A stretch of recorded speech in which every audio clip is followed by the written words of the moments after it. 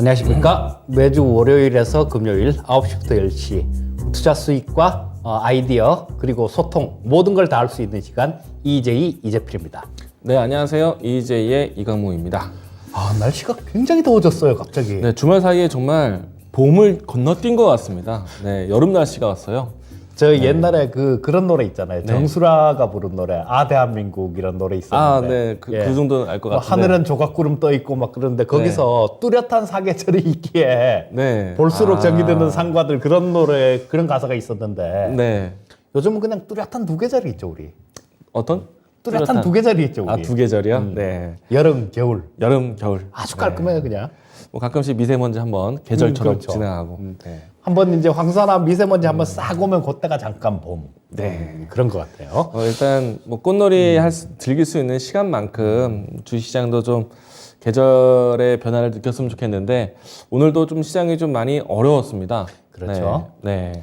이 시장이 뭐 오늘도 마찬가지 웹도덕 현상이라고 봐야죠. 아침에 처음에 시작할 때 그때는 이 선물 쪽에서 외국인들이 좀 매도로 출발했거든요. 그렇게 크진 않았는데 약간 매도로 출발했다가 그러고 난 다음에 뭐 바로 매수로 돌아서더니 오전에 한 3천억 정도 매수를 하면서 또 쭉 좀 땡겨놨다가 또 그거 청산을 하면서 또 쭉 밀었다가 지금 완전히 뭐 지금 주인이 없으니까 뭐 그냥 선물로 그냥 갖고 노는 그런 모습이 나오는 것 같아요. 일단 전체적으로 시장이 수급이 없다라는 게 좀 가장 취약한 것 같고요. 저는 그래서 오늘 포커스 EJ를 좀 수급과 또 주변의 이야기를 좀 가지고 왔거든요. 좋죠. 네. 뭐 일단 오늘 이야기들이 정말 준비된 이야기들이 많은데 바로 시작을 해볼까요? 자, 그러면 바로 넘어가 볼까요? 제가 하나 놓친 게 있어요. 어떤 거? 유튜브 참여도 놓치지 말자라고 또 이야기 유튜브? 드려야 되는데 네. 지금도 많은 분들이 유튜브를 많이 들어와 주셨습니다. 저도 유튜브에 들어가 있죠. 저희가 이제 각자 이야기들을 좀 전할 때 또 한 사람이 또 유튜브를 또 직접 들어가서 소통을 하고 있으니까요. 여러분들 많은 질문과 많은 의견들 올려주시기 바라겠습니다. 자, 그러면 바로 포커스 EJ로 넘어가도록 하겠습니다. 자, 오늘 포커스 EJ는 제가 좀 먼저 말씀을 드릴게요. 자, 오늘 말씀드릴 섹터는 음식료 업종에 대해서 좀 말씀을 드리고 싶습니다.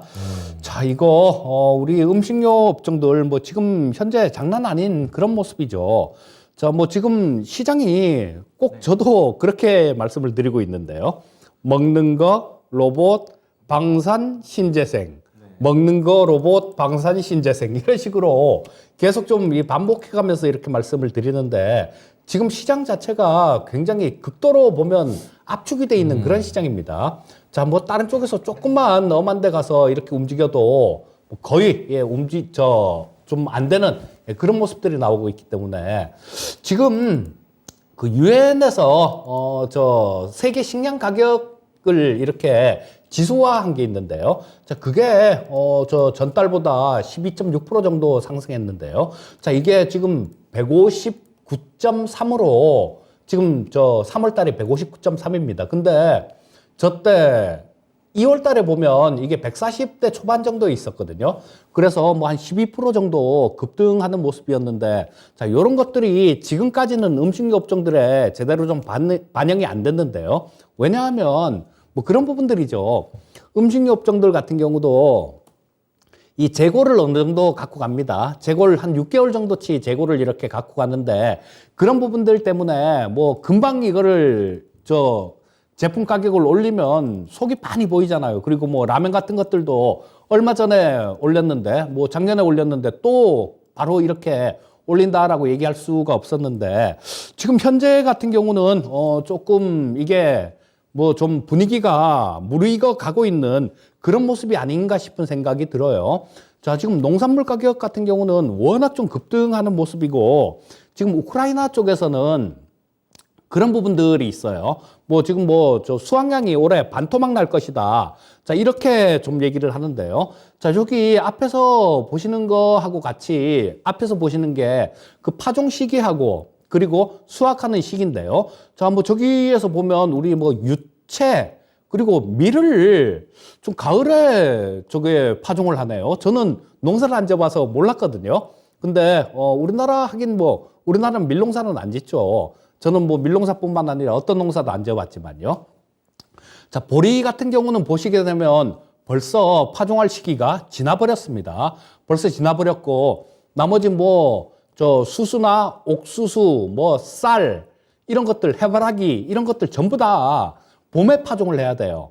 봄에 파종을 해야 되는데, 지금 현재 전쟁이 한참이지 않습니까? 그리고 벌써 4월 11일이니까 벌써 4월 달도 3분의 1 정도가 지나버렸거든요. 그래서 지금 뭐 저런 것들도 하려면 아마 농사 지으시는 분들도 뭐 그런 것들 그 묘종을 사갖고 막 이렇게 뿌려야 될 텐데 거의 늦었다고 봐야 됩니다. 자, 뭐 지금 뭐 바로 뿌린다고 하더라도 좀 시기가 늦어지는 그런 모습인데, 자, 뭐 그래서 지금 상당히 곡물 때문에 굉장히 좀 걱정이 많아요. 자, 그리고 또 마찬가지로 중국 쪽이요.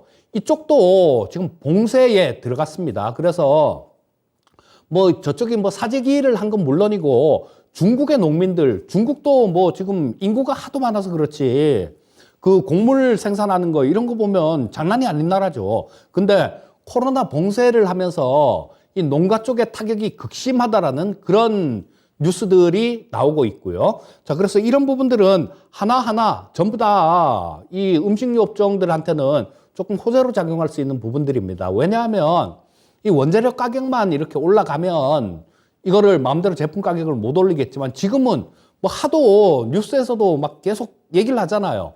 우크라이나 때문에 큰일 났다. 뭐 저쪽 아프리카나 중동 쪽 이런 저개발국 같은 경우는 굶어야 될 거다. 뭐 이런 얘기들도 막 하면서 워낙 좀 시끄럽게 전 세계적으로 이슈가 되다 보니까 이런 부분에 대해서 조금 소비자들의 저항이 조금 덜한 그런 상태로 지금 접어들고 있는 모습이에요. 자, 그렇기 때문에 뭐 이런 모든 것들이 조금 음식료 업종들, 그리고 이 음식료 업종들 같은 경우는 보시게 되면요. 자, 처음에 좌측에 있는 것들이 그겁니다. 2022년도 농산물 가격이 올라간 거, 그거 제일 작은 거 빨간 선이 그거고요. 연도별로 이렇게 된 거예요. 보시게 되면 2020년까지만 하더라도 그냥 조금 빠졌다가 이렇게 올라오는 그런 모습이었는데 작년부터 시작해서 농산물 가격이 쭉 이렇게 올라오죠. 그리고 올해 들어서 굉장히 급등하고 있는 그런 모습입니다. 그리고 우측도 마찬가지예요. 보시게 되면 뭐 유제품이나 뭐 곡물류 같은 것들 이런 것들 뭐 하나도 빼지 않고 다들 굉장히 강하게 이렇게 우상향하고 있는 모습이라서 참 이런 부분들이 저개발국에 있는 뭐 그런 애들 많이 굶잖아요. 그런 것들도 좀 되게 좀 안타까운 그런 일인데 우리나라가 또 마찬가지죠. 지금 우리나라가 식량 자급률이 뭐 20% 미만입니다, 지금. 그렇기 때문에 뭐 쌀은 좀 남아 도는데요. 뭐 다른 걸 많이 먹기 때문에 쌀을 안 먹겠죠. 그래서 이런 부분들이 지금 이제는 우리 앞에 피부로 다가올 수 있겠다라는 그런 생각이 듭니다. 자, 그래서 뭐 이런 모든 부분들을 이렇게 종합을 해봤을 때 지금 이 시간을 통해서 계속 좀 말씀을 드렸던 부분이에요. 그리고 지난주에도 뭐 남해화학이라는 종목을 추천주로 좀 말씀을 드렸었죠. 그런 부분 뭐 오늘 좀 급등을 한 모습이었는데요. 자, 이런 것들이 번갈아 가면서 움직이는 모습입니다. 뭐 그 전에는 뭐 처음에는 뭐 저런 사료 같은 것들 이런 것들 움직이다가 그리고 또 뭐 농기계 이런 것들 움직이다가 비료 움직이다가 뭐 그다음에 수산주 움직이다가 이제는 뭐 또 비료 쪽 뭐 이런 쪽들 다시 움직이고 막 이런 모습인데 이제는 저 음식료 쪽으로도 조금 돌아올 때가 됐다라는 그런 생각이 들어요.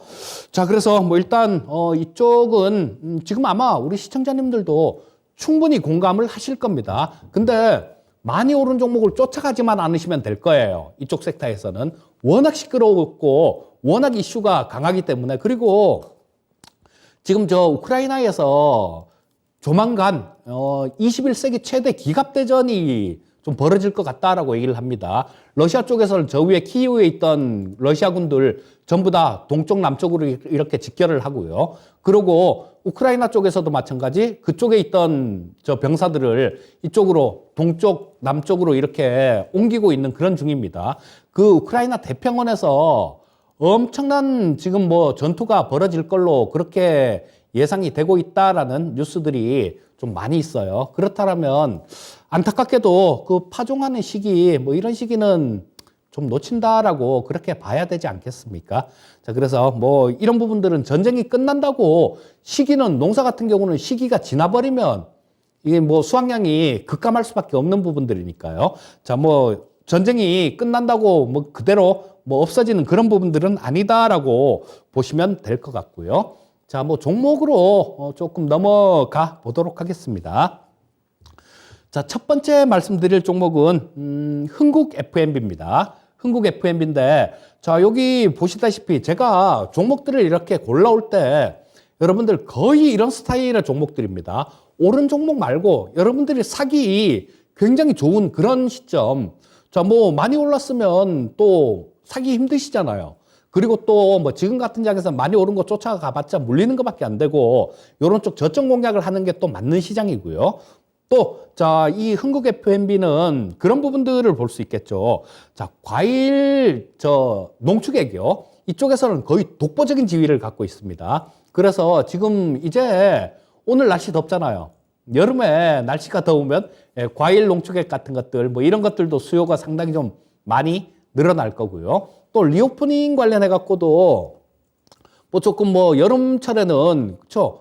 과일 주스들 뭐 이런 것들 뭐 길거리 돌아다니면서 좀 마시고 그러잖아요. 그래서 뭐 이런 부분들도 좀 수요가 늘어날 수 있는 그런 부분들이 있다라고 보시고요. 자, 이 흥국 F&B 같은 경우는 작년도 실적 부분들이 계속해서 이렇게 증가되는 그런 모습을 보여주고 있는 그런 기업입니다. 자, 지금 뭐 현재 주가는 이 박스권에서 좀 이렇게 움직이고 있는 그런 모습인데 자, 보시면 여기 박스권이죠. 인플레이션 관련되는 부분들, 이런 부분들을 감안을 해 본다라면, 뭐, 요 박스권 사이에서 지금은 움직이고 있지만, 뭐, 시간이 어느 정도 지나고 매물 소화가 좀 된다라면, 이 박스권은 상향 돌파할 가능성이 굉장히 높다라고 보시고, 뭐, 차분하게, 요것도 분할 매수로 대응하신다라면, 나중에 좀 좋은 결과가 있을 거다라는 생각이 들고요. 자, 두 번째는 우양이란 종목을 한번 보도록 하겠습니다. 자, 요거는 간편식 시장이 굉장히 확장이 되고 있는 그런 모습이죠. 자, 요새 뭐 누가 복잡하게 막 집에서 뭐 재료 사다가 손질해갖고 그렇게 잘 안 해먹으려고 그러죠. 자, 간편식을 되게 좀 많이 선호를 하게 됩니다. 그럼 뭐 밀키트 같은 것도 그래서 좀 많이 이렇게 팔리는 그런 추세다라고 얘기를 해요. 우리 형이 뭐 그런 마트 같은데 그 신선식품을 납품하는 그 대리점을 한 7개 정도를 합쳐갖고 하거든요. 근데 형한테 얘기 들어보면 저런 쪽이 굉장히 잘 나간다 그래요. 간편식 뭐 이런 쪽이 뭐 예전보다는 뭐 훨씬 더 눈에 띌 정도로 이게 잘 나간다 그러니까 시장이 확장이 되는 것 부분들 뭐 이런 부분들은 이것도 거스를 수 없는 대세다라고 볼 수 있을 것 같습니다. 지금 1인 가구가 갈수록 늘어나잖아요. 갈수록 늘어나는데 뭐 귀찮아서 그거 안 해먹죠.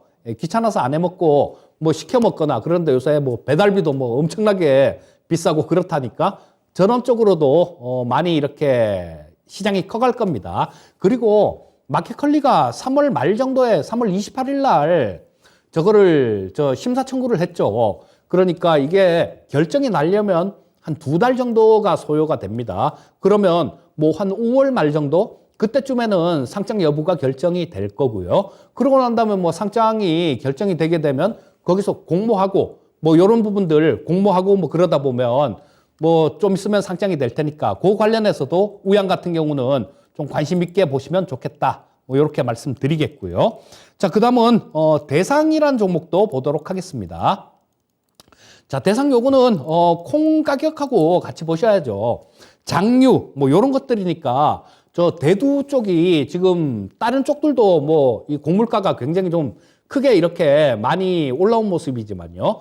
콩 가격이 훨씬 더 많이 올랐습니다. 지난 전 고점 뭐 거의 거기 근처에 가 있는 그런 모습인데요. 자, 이 대상 같은 경우는 실적 부분도 굉장히 좀 눈여겨볼 만한 그런 종목입니다. 자, 지금 시가총액이 대상이 한 8,100억 정도 시가총액이 되는데요.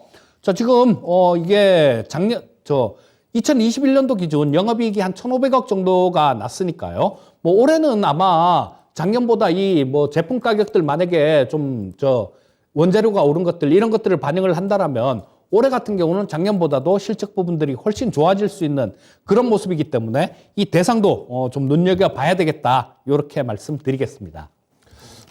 최근까지는 이 곡물 가격에 대한 상승이 러시아, 우크라이나 반사적인 움직임 때문에 나왔는데 오늘 보여주신 자료 중에 파종 시기가 상당히 중요하다. 그렇죠.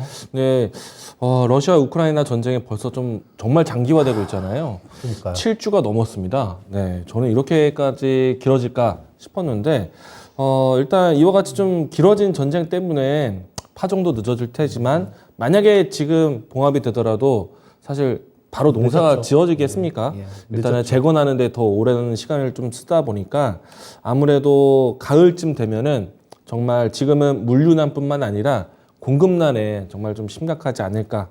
지금 저런 네. 것들이 일단 네. 이거는 안 쓰고 안 먹고는 안 되는 거잖아요. 그렇죠. 우리가 이제 필수 소비재들이 있죠. 네. 그래서 저게 더 힘든 거죠. 저게. 예상해 본다면 지금 최근에 와서 음식료 가격들이 판가 인상을 하고 있거든요. 그렇죠. 서서히 네. 서서히 하고 있는데 네.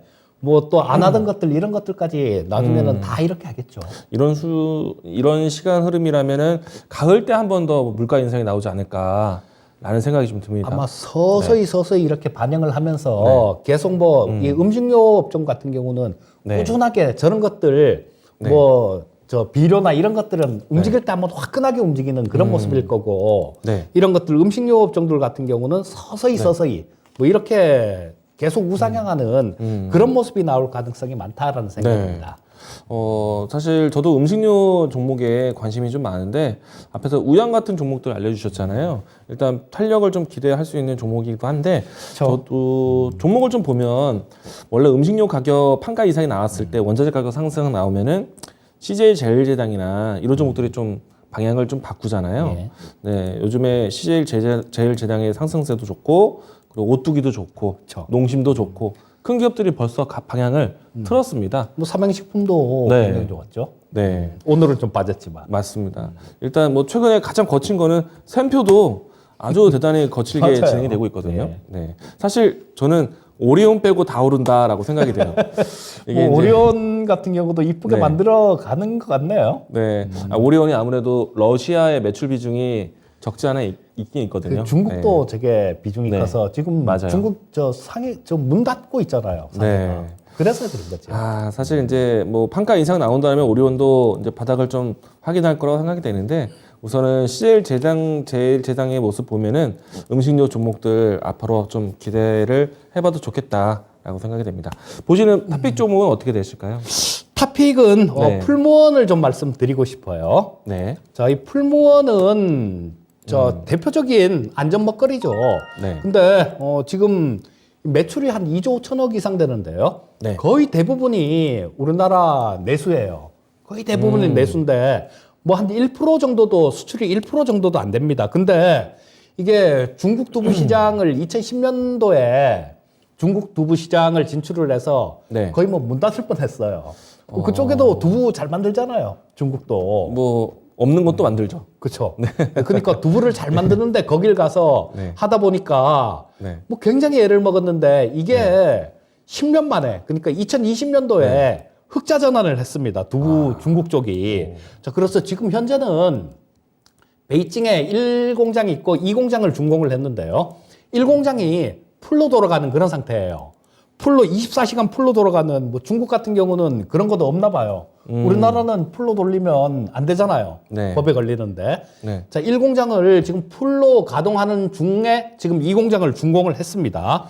자, 그래서 2030년도 정도에는 중국 매출을 30억 위안 정도를 그러면 지금 뭐 이거 5천억도 넘죠. 예, 한 6천억 가까이 되는 그 정도인데요. 우리나라 돈으로 따지면. 자, 이게 해외 매출이 뭐 한 1%도 안 되는 그런 상황이니까 지금 몇백억 정도밖에 안 되는 수준인데요. 자, 2030년도에 만약에 이렇게 그대로 잘 좀 되는 커가는 그런 모습이 나와서 30억 위안을 채운다라면 또 다른 성장판이 하나 생기게 되는 거죠.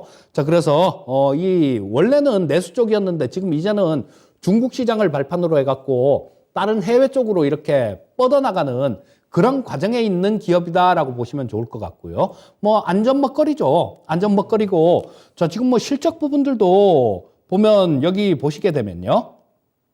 자, 뭐 올해 같은 경우는 작년보다 올해 같은 경우는 상당히 좀 많이 증가할 걸로 그렇게 예상이 되고 있고요. 근데 뭐 저런 얘네들 풀무원도 마찬가지 뭐 콩 뭐 이런 가격들 여기에 또 영향을 받게 될 거니까 제품 판가도 인상을 하고 그런 부분들이 있을 겁니다. 자, 그럼 실적 부분들은 뭐 올해는 더 좋아지는 거는 기정사실이다 이렇게 보시면 좋을 것 같고요. 차트도 지금 여기 박스권에 이렇게 있다라고 볼 수도 있는데요. 자, 지금 살짝 돌파를 시도하는 그런 모습이 나오고 있습니다. 자, 뭐 16,000원대에서 지금 18,000원대 박스권 내에 있었는데 자, 요거를 만약에 뭐 오늘 조금 한 3.7% 정도 올라오면서 양선을 좀 뽑았어요. 자, 근데 요거를 좀 돌파를 하고 안착하는 모습이 나온다라면 그 다음에는 뭐 한 단계 정도 이렇게 더 레벨업 할 수 있는 그런 자리다라고 말씀드릴 수 있겠고요. 자, 뭐 그렇게 되면 뭐 요런 거는 뭐 한 2만 원 정도 선? 뭐 그 정도까지는 또 특별하게 큰 어려움 없이 움직일 수 있을 것 같고 만약에 좀 길게 보신다라면 중국 모멘텀이 있으니까 길게도 들고 갈 수 있는 종목이다. 뭐 요렇게 말씀드리겠습니다. 네, 설명해 주신 내용들도 귀에 잘 들어오는데 눈으로는 차트가 상당히 좀 매력적으로 보인다. 이쁘죠? 생각합니다. 아무래도 이재필 전문가님은 바닥에 있는 종목들을 좋아하시니까 네, 요즘 같은 시장에서 사실 플러스 나오는 것도 눈에 많이 띕니다. 그렇죠? 예. 근데 요즘 같은 장에서 잘 올랐어요. 네, 잘 가져오셨습니다. 네. 자, 일단은 음식료 이야기들이 뭐 앞에서 제일 눈에 띄었던 자료는 저는 개인적으로 파종시기. 야, 이걸 보니까 가을 때도 음식료를 찾겠구나라는 생각이 듭니다. 지금 올해 저거 1년 내내 그냥 음식업종 같은 경우는 꾸준히 우상향하는 네. 그런 모습이다라고 보시면 좋을 거고. 한편으로는 또 경기 방어적인 성격도 있다 보니까 그렇죠. 지금 뭐 저런 거는 다른 거는 솔직히 뭐 옷 같은 거 한 벌 안 살 수도 있잖아요. 그리고 TV 지금 바꾸고 싶은데 네. 안 바꿀 수도 있는 거잖아요. 1년 더 네. 벌 수도 있는 거고. 네. 근데 이거는 뭐 오늘 굶고 네. 내일 먹고 그럴 수가 없잖아요. 그래서 어쨌거나 먹는 건 먹어야 되는 거니까. 그래서 필수 소비재죠. 예, 그러니까요. 네. 자, 그러면 이제 제가 또 다음 이야기를 이어가도록 하겠는데요. 오늘 제가 준비한 포커스 EJ는 환율입니다. 사실 우리 시장의 가장 취약점은 시장에 수급이 없다는 것이 좀 가장 약점이 되지 않나. 그게 악재라고 생각을 하고 있거든요. 우선은 오늘 시장의 수급을 한번 확인해 보도록 하겠는데요. 전체적으로 외국인들이 매도세를 멈추지를 않고 있습니다. 오늘도 보시게 되면은 장중 시간대로 봤을 때, 장 초반대부터 해서 장이 끝날 때까지 외국인들은 여전히 팔고 있구나라는 생각이 좀 들고 있고요. 그리고 최근에 기록을 보시게 되면은, 외국인들은 지금 한 달에 가까운 시간 동안에 매도세를 좀 집중적으로 계속 이어가고 있습니다. 아무래도 우리 시장에 대한 매력 포인트를 못 찾고 있는 것이 아닌가 생각이 되고 있고요. 이 때문에 뭐 우리 시장에서 바스켓이 큰 종목들, 인덱스에 있는 종목들, 시가총 상위 종목들의 움직임이 답답할 수밖에 없다라고 이야기 드리겠습니다. 자, 그러면 외국인들이 이렇게 수급이 좀 들어오기가 힘든 이유는 뭘까? 아무래도 우리 시장에 가장 좀 걱정이 될 수 있는 환율의 리스크가 아닐까라고 생각을 합니다. 자, 우선은 환율에 대한 차트를 좀 잠시 보도록 하겠는데요. 오늘 다시 한번 1230원대를 넘어갔습니다. 차트를 보시게 되면은 지금 한 달에 가까운 시간 동안에 1200원대에 머물고 있는 상태이고요. 그리고 지금은 지난주에 의사록 공개 이후부터 해서 꾸준하게 환율이 올라가고 있습니다. 이 말은 쉽게 말해서 원화 약세 현상이잖아요. 그리고 반대로 달러 강세 분위기입니다. 오늘 뭐 시간 끝나고 난 다음에도 달러 플러스의 모습들, 달러와 지수의 플러스의 모습들까지도 보여줬는데 아마도 내일도 좀 환율의 리스크를 좀 경험하지 않을까라고 생각을 하고 있습니다.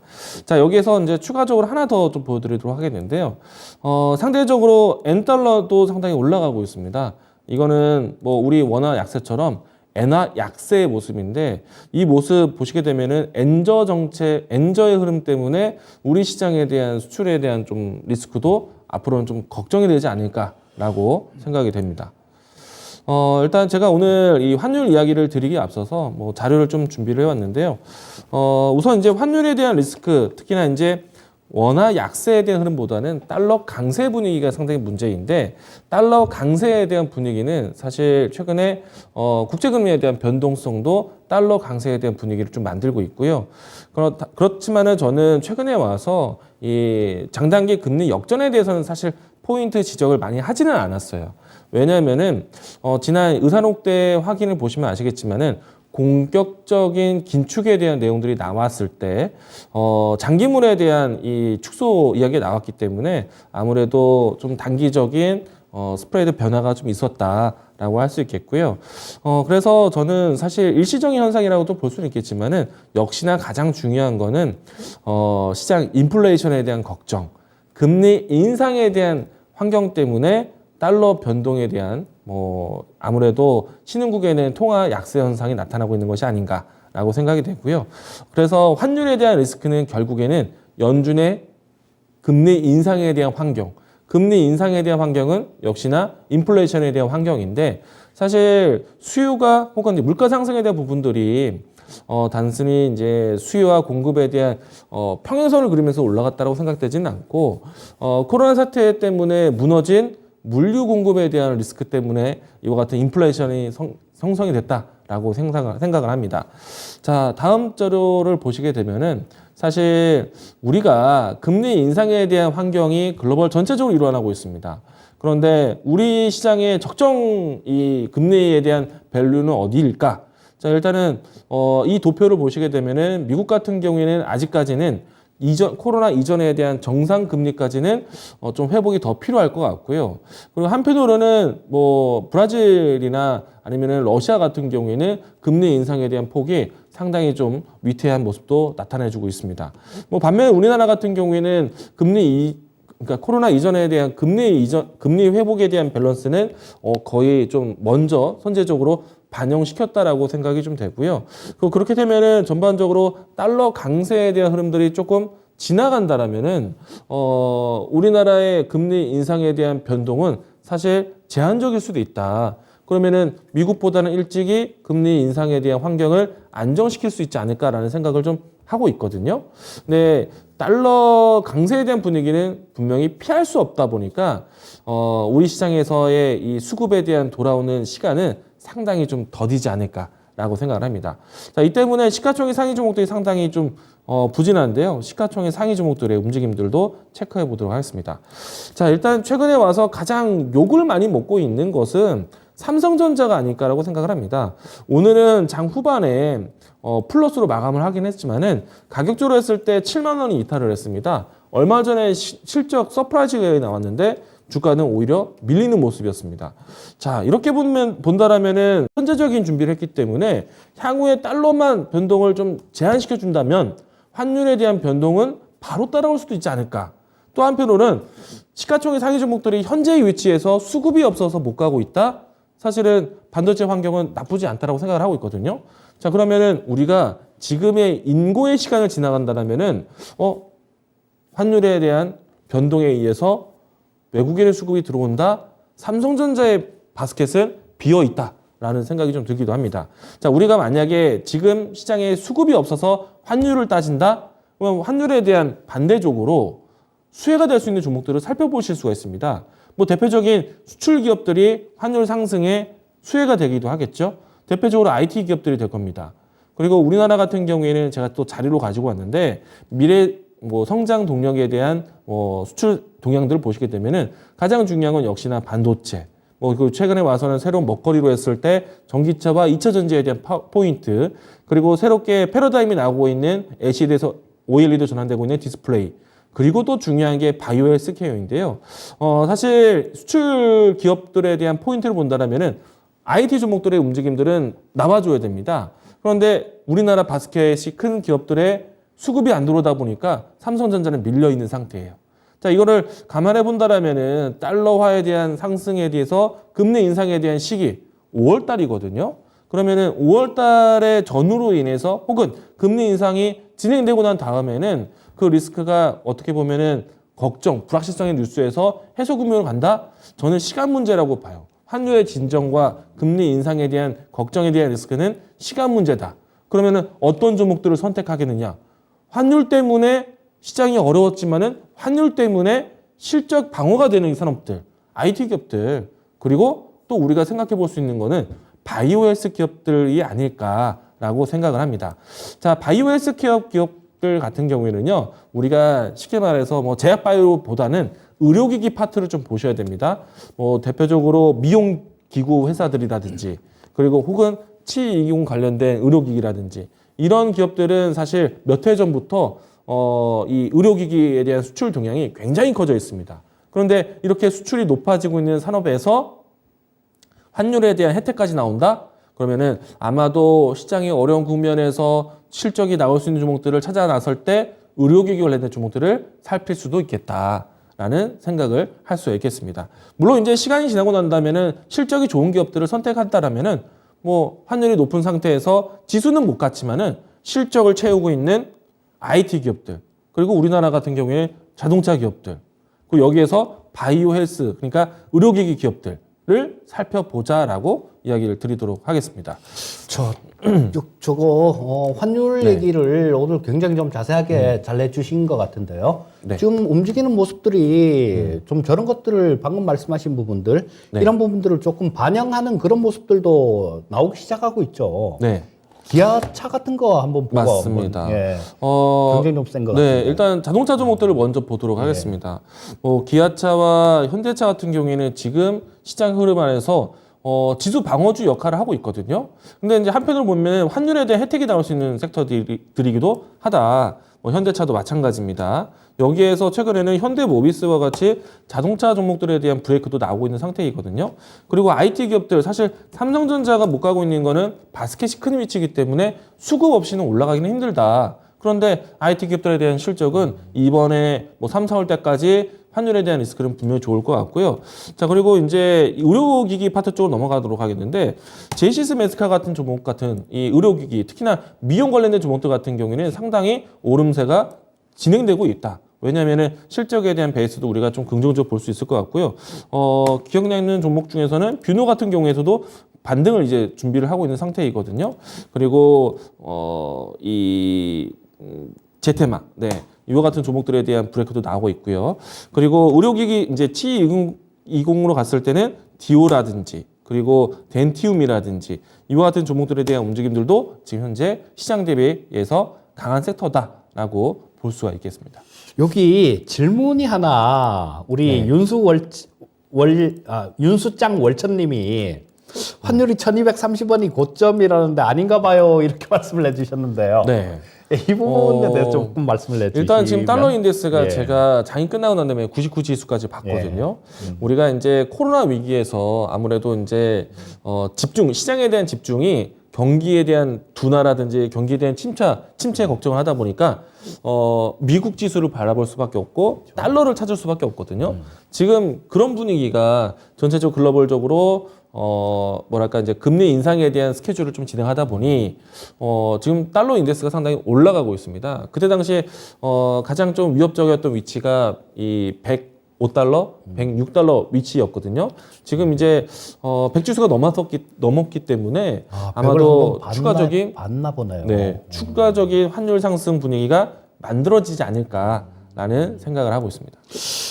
그리고 근데 이 원달러 환율이 지금 그런 말씀이시죠. 이런 부분들이 조금 더 진행은 될 수 있는데 시간이 지나면서 조금 안정될 것이다라는 저는 그렇게 보고 있어요. 그런 말씀이시죠. 왜냐면은 환율에 대한 상승 배경을 최근에 와서 이 금리 인상이라든지 인플레이션에 대한 키워드로, 그러니까 달러에 대한 강세 분위기인데, 달러 강세에 대한 분위기를 인플레이션이라든지 아니면은 금리 인상에 대한 스케줄 때문에라고 볼 수도 있거든요. 지금 이게 환율이 이렇게 많이 올라오고 1200원 위에서 이렇게 그냥 계속 유지되고 불안한 모습을 보여주는 이유가 아무래도 정책 때문 아니겠어요, 연준? 그렇죠.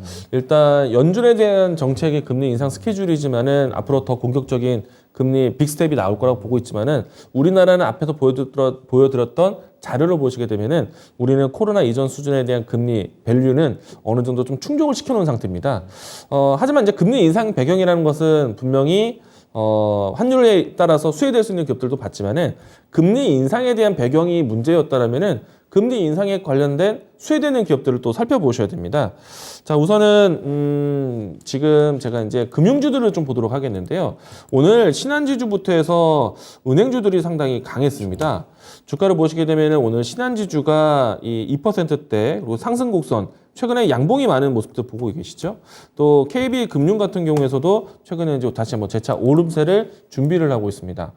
이처럼 은행주들의 움직임들이 강하다라는 것을 좀 이야기 드리도록 하겠는데 사실 은행주들 같은 경우에는 우리나라 가계대출에 대한 부담으로 인해서 정책적으로 금리 인상에 대한 스케줄이 있지만은 3%대 상품을 조금은 이제 이 압박적으로 좀 주어지다 보니까 한계점이 좀 있지 않을까라는 생각이 있어서 금융주에 대한 생각이 사실 오히려 보험사에 있지 않을까. 그래서 롯데 손해보험이라든지 그리고 하나 손해보험이라든지 이와 같은 종목들의 움직임은 상당히 강합니다.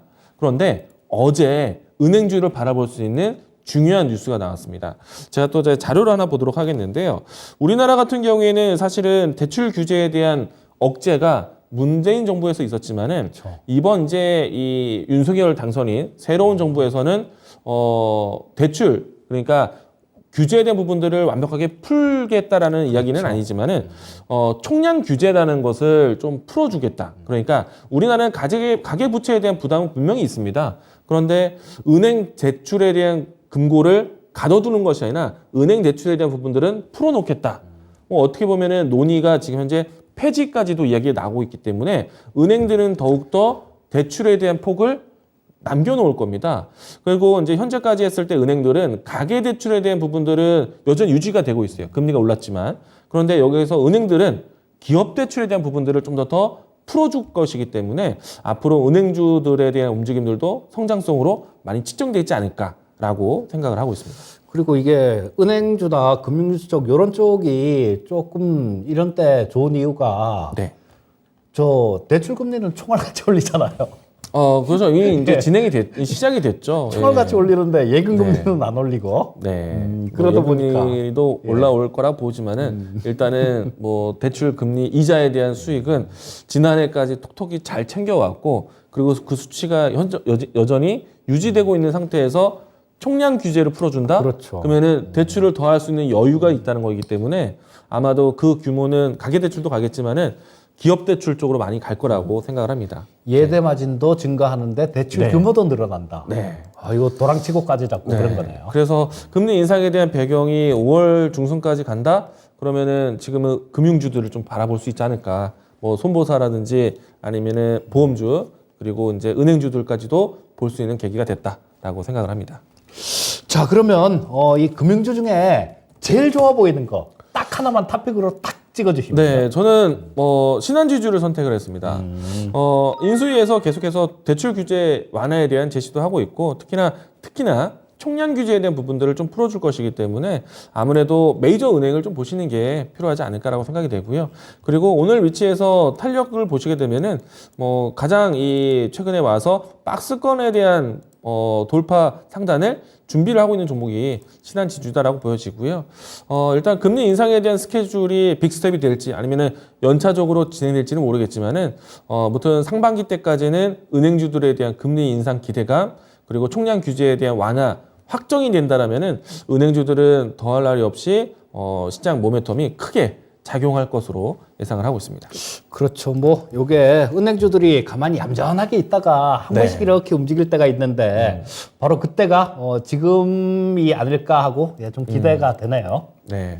일단은 사실은 한 가지 더 포인트를 이야기 드리면은 신한지주 같은 경우에는 외국인들의 수급이 아주 잘 들어오고 있습니다. 이 점도 참고하셨으면 좋겠습니다. 자, 외국인들이 지금 시장에서는 막 매도를 하고 있는데 신한지주나 금융주 쪽을 산다라면 그거는 분명히 거기에 합당한 그런 이유가 있기 때문에 그런 수급이 들어온다라는 생각이 드네요.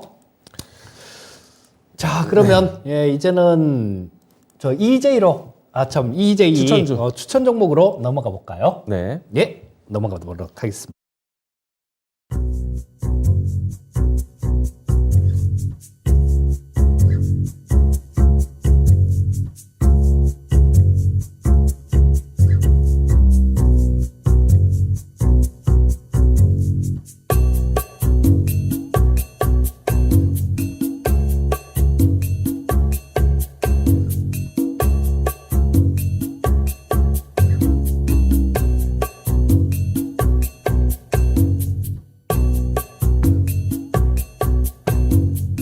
오늘 이제 필 받을 종목은 아시아 종묘입니다.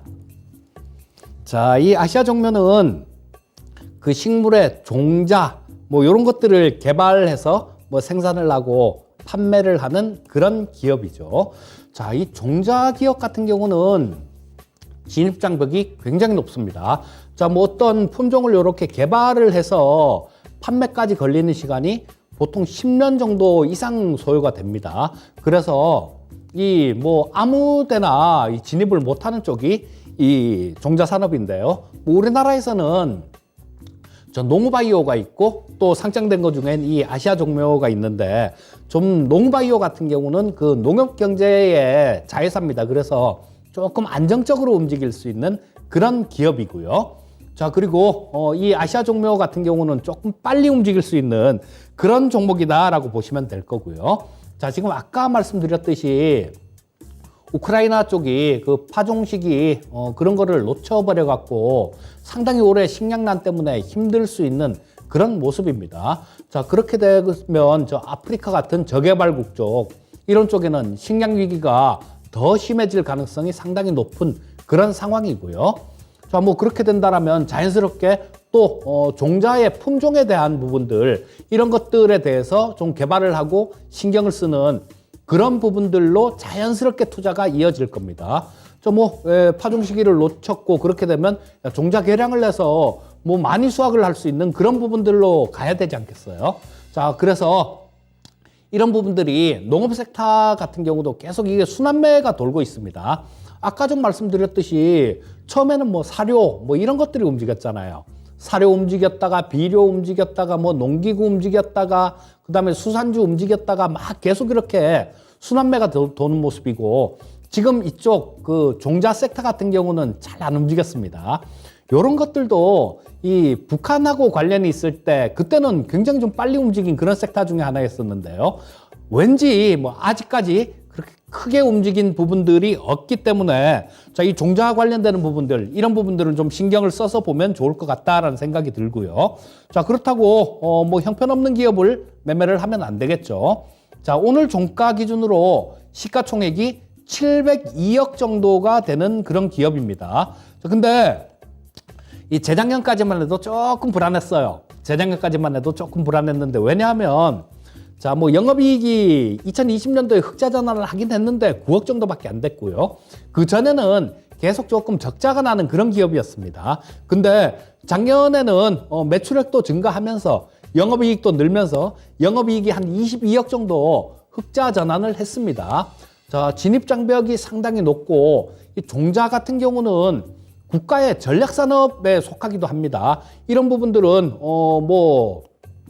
거의 뭐 우리 같은 경우도 파프리카 같은 것들 이런 것들도 거의 우리가 사 먹을 때마다 그 종자를 갖고 있는 그 기업에 대해서 꼬박꼬박 우리도 돈을 지불하면서 그렇게 사 먹는 겁니다. 자, 그래서 뭐 계속해서 좀 육성할 수밖에 없고 뭐 그런 부분들도 있다라고 보시면 좋을 것 같고요. 자, 이게 700억 정도 시가총액이 700억 정도가 된다라는 게 이게 매력인 것 같은데요. 자, 이런 것들은 조그만 어떤 모멘텀만 주어지면 굉장히 좀 투기적으로 움직이는 그런 모습들이 나올 때가 많은 거죠. 자, 그리고 지금 차트를 보시게 되면 좀 여기서 시세를 한번 줬었습니다. 시세를 한번 이렇게 줬다가 이거 조금 밀린 모습이었는데요. 자, 뭐 7,500원까지 좀 움직였었죠. 여기서도 윗꼬리를 한번 이렇게 다는 모습이었고요. 자, 얘 같은 경우는 지금 22평선을 지금 이제는 지지선으로 해서 자, 여기서 계속 지지를 조금 받고 있는 모습이죠. 22평선을 지지를 해서 조금 이렇게 상승을 모색하고 있는 그런 모습이 나오고 있으니까 뭐 이런 부분들 아까 말씀드렸던 부분들 저 농산물 가격들 뭐 이런 것들을 참고를 해본다라면 아래로 깨고 내려올 것 같지는 않고요. 위쪽으로 좀 이렇게 치고 올라갈 가능성이 상당히 많다라고 생각을 하시면 좋을 것 같고요. 자, 그래서 일단 이 아시아 종묘는 상당히 끼가 있는 종목입니다. 끼 있는 종목이기 때문에 뭐 조금 매수를 해서 오래 들고 간다라는 그런 개념보다 좀 트레이딩 관점으로 접근을 하시면 좀 더 좋겠다라는 생각이 들고요. 뭐 매수가는 내일 아침 시초가 정도로 하시면 좋을 것 같고요. 목표가는 7,700원 정도를 제시해 드리겠고 손절가는 6,000원 제시해 드리겠습니다.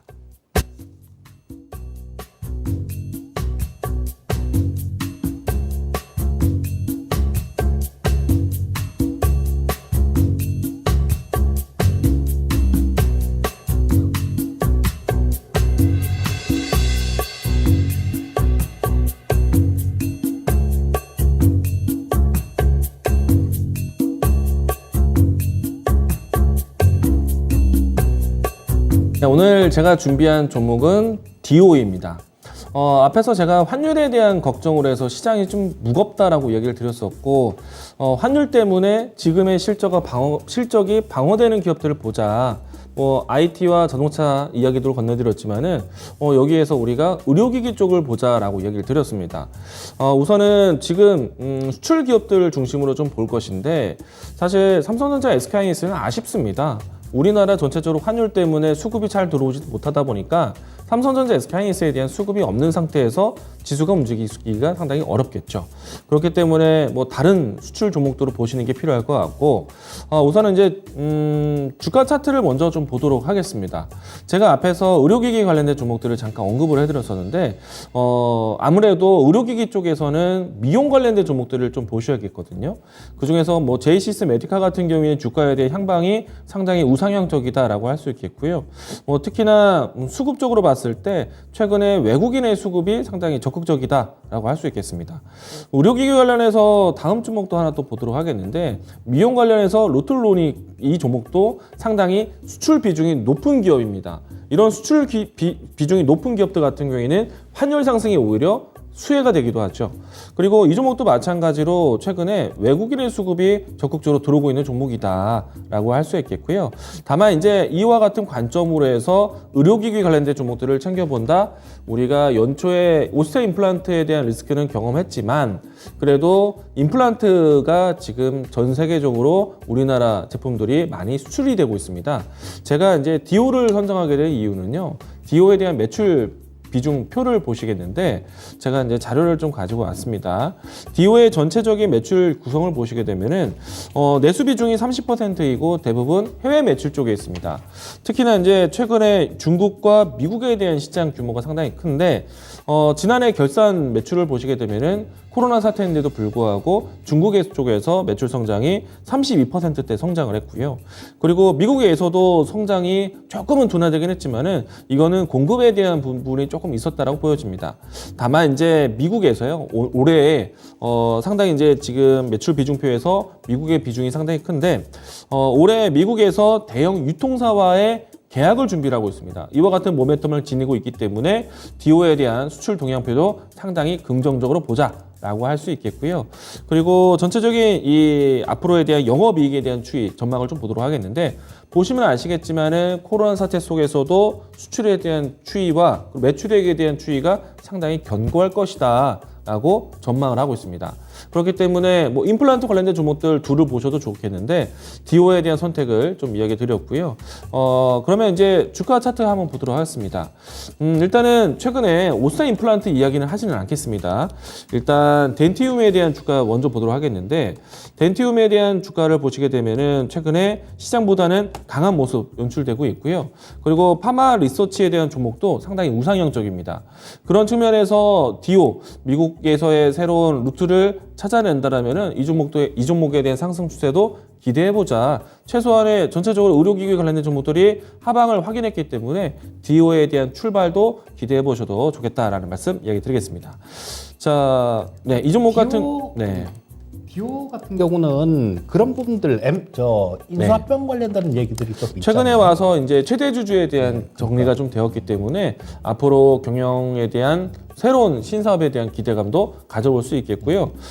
디오 같은 경우에는 임플란트 제품에 있지만은 이게 이제 디지털 임플란트에 대한 또 준비를 하고 있는 것이 신사업이다라고 보시면 좋을 것 같습니다. 자, 일단은 이 종목에 대한 접근은 시초가 접근 이야기 드리겠고 1차적인 목표가는 지금에 있는 박스권을 돌파해서 새로운 다음 박스권에 대한 상단을 보도록 하겠는데요. 가격권이 45,000원 라인대 이야기 드리도록 하겠습니다. 손절 라인대는 34,000원 제시하겠습니다. 자, 요 디오 같은 경우는 아까 네. 좀 말씀을 해주셨는데 요게 세심이라는데 그쪽으로 조금 저 최대 주주 디오홀딩스 뭐 네. 요게 양수도 계약을 좀 체결한 뭐 그런 내용이 좀 있는데 네. 55,000원이네요. 네. 55,000원이네요 주당. 네. 예. 지금 현재 주가를 보면은 사실은 좀 말도 안 되는 가격이긴 하지만은 예. 일단 이 부분들이 좀 마무리가 됐기 때문에 경영권 프리미엄이 네. 있는 거니까. 그렇죠. 예. 네. 마무리가 되었기 때문에 그만한 뭐 기업에 대한 앞으로에 대한 성장에 대해서 조금 더 경영권 교체를 통해서 새롭게 부상되지 않을까라고 생각을 합니다. 일단은 포인트는 환율 그리고 수출 동향이 큰 기업들을 좀 선정을 해봤고 앞서서 미용기기라든지 다른 임플란트 관련된 기업들의 움직임들을 봤을 때 디오에 대한 출발도 기대해보자라고 드리겠습니다. 그리고 뭐 이쪽 같은 경우는 그런 부분들도 있죠. 뭐 인구학적으로도 네. 지금 뭐 저 고령층이 늘다 보면 네. 당연히 시장 규모는 커질 수밖에 없는 뭐 그런 부분들이 되죠. 네, 뭐 중국 쪽에서 고령화가 시작됐다고 합니다. 그렇죠. 기대해 보시죠. 저도 상당히 좋아하는 그런 섹터 중에 하나가 이쪽입니다. 네. 자, 일단 뭐 오늘 시간도 뭐 1시간이 그냥 쿡딱 이렇게 지나가 버렸네요. 자, 월요일 시장 좀 어떻게 조금 힘드셨을 텐데 조금 뭐 더 좋은 시장을 기대해 보면서 자, 오늘 시간은 여기서 마치도록 하겠고요. 저는 좀 이따가 투자의 신에서 또 뵙도록 하겠습니다. 감사합니다.